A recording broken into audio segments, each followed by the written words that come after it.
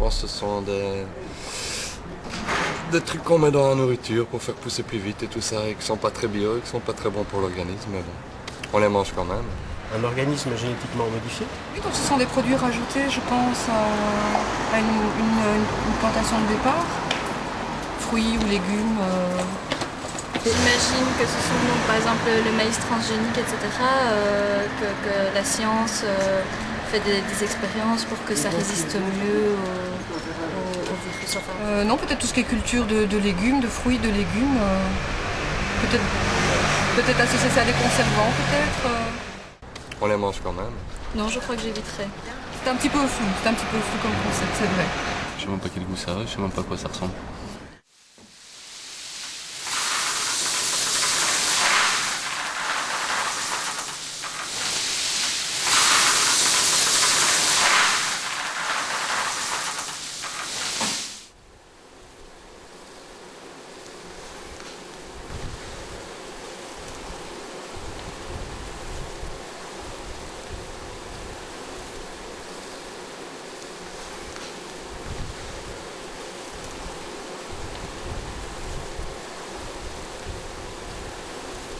Jusqu'à présent, l'abeille était considérée comme un facteur de richesse et de biodiversité, et là, on va la reléguer au rang de contaminateur, de facteur de la pollution.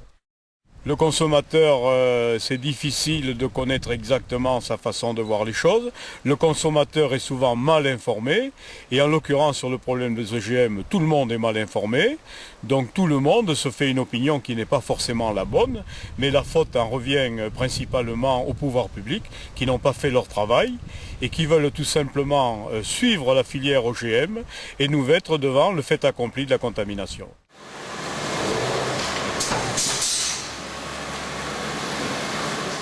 Certains agriculteurs développent un fanatisme pour les OGM, alors que c'est une technique qui vient dans la ligne droite de la monoculture et d'une absurdité agronomique.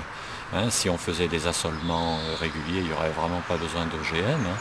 Et en plus, ce n'est pas vraiment profitable puisque l'augmentation de rendement est dérisoire par rapport au coût et à tout ce que ça implique, quoi. Donc il y a eu des débats houleux entre agriculteurs et apiculteurs, c'est certain. Mais en fait, quel est le problème pour l'environnement avec ce type de maïs? Alors, ce maïs, le seul qui ait été autorisé dans l'Union européenne et pour lequel la France vient de prendre la clause de sauvegarde, est un maïs dit BT, c'est-à-dire un maïs qui produit lui-même un insecticide dans chacune de ses cellules. C'est-à-dire à la fois on met dans l'environnement finalement des quantités d'insecticides beaucoup plus considérables qu'on le faisait avec des aspersions d'insecticides chimiques, qu'en réalité les pyrales du maïs, qui est l'insecte contre lequel ce maïs insecticide est censé se défendre, va développer des résistances et donc devenir résistant, rendre ce maïs inopérant. À mon sens, pour avoir fait une production conventionnelle, j'ai bien vu que la pyrale était complètement insupportable et quand ils nous annoncent des hausses de rendement ou des pertes de rendement dues à la pyrale, je trouve ça complètement idiot. Il existe également des moyens prophylaxiques, donc le nettoyage des parcelles après récolte, broyage, disquage des jambes de maïs qui restent sur la parcelle. Ça se fait automatiquement. Si l'agriculteur ne le fait pas, il crée des gîtes pour le parasite. Donc il y a quand même des techniques minimum à connaître. Je pense que les producteurs de GM devraient le pratiquer. Et puis après, il y a d'autres méthodes biologiques comme les trichogrammes, donc des petits insectes qu'on peut utiliser si on a une grosse pression de pyrale sur la parcelle.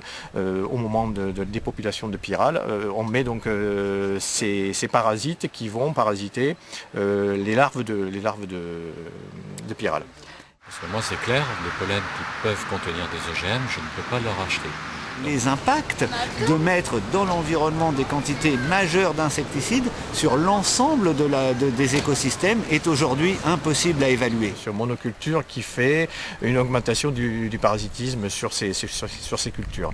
Avec ces OGM, on est en train de diminuer de façon considérable les variétés de semences qui sont mises sur le marché. On est sur le sud-ouest, la gastronomie du sud-ouest, le maïs du sud-ouest traditionnel qui a nourri les élevages de canards. C'est tout ce patrimoine culinaire. Du fait de ma production de poulet, comme vous avez pu les entendre, de poulet de chair, donc je fais du maïs. Et ce maïs, bon, il faut absolument qu'il ne soit pas contaminé par les OGM. Bon, maintenant, de par la nourriture de mes poulets, je suis obligé d'en faire. Donc, vu ma situation vraiment périurbaine, qui fait que je n'ai pas de voisins qui sèment du maïs OGM autour, bon, ben ça peut me préserver. Je peux éviter d'avoir des contaminations croisées.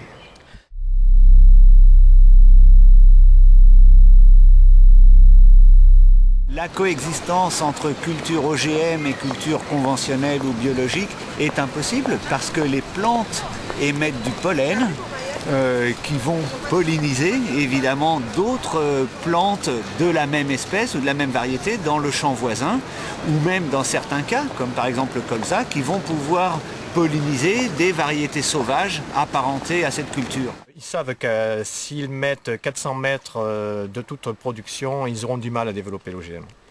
Voilà. Ils ont besoin de beaucoup d'espace, que cette technologie puisse s'imposer, il faut qu'elle ait les coups des franches. Au moins un minimum qu'ils arrêtent de dire que leur distance de sécurité de 15 ou 50 mètres c'est suffisant, ils savent pertinemment que ce ne l'est pas. On sait par exemple qu'il n'y a plus possibilité de produire de maïs bio en Espagne, dans les régions Catalogne et Aragon qui ont laissé faire la culture OGM. Moi j'ai eu du soja biologique contaminé par des OGM en 1996, alors même que la culture était interdite et qu'elle est toujours interdite, mais tout simplement parce qu'on en autorise des millions de tonnes à rentrer sur le territoire, cultivées ailleurs mais importées ici pour engraisser les élevages intensifs européens. Vu que le consommateur mange depuis 10 ans de la viande qui est nourrie et engraissée aux OGM sans rien dire, on se dit que cette fois-ci on peut lui coller aussi du maïs.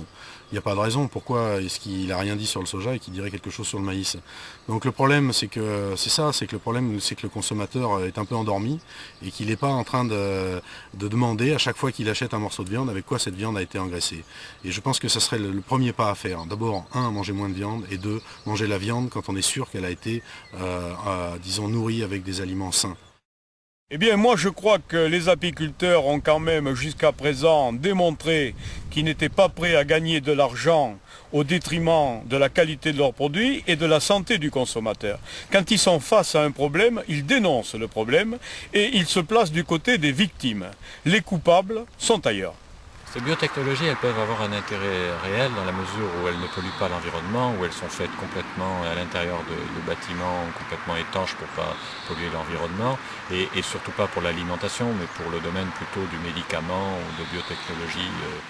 On a quand même une production plus importante qu'eux, et la production OGM est une infime partie qui ennuie le maximum de personnes, un maximum de paysans, qu'ils soient bio ou pas. Cette agriculture de type paysan ou fermière est vraiment menacée par une agriculture industrielle qui élimine les paysans d'une certaine manière, parce qu'avec 2-3 agriculteurs qui produisent des OGM en grande quantité, vous éliminez les paysans, vous éliminez la nature puisque vous mettez un gène artificiel. Mais ça, est-ce qu'on a besoin de ça? Est-ce qu'on a envie de ça? Le citoyen, est-ce qu'il a envie de ça?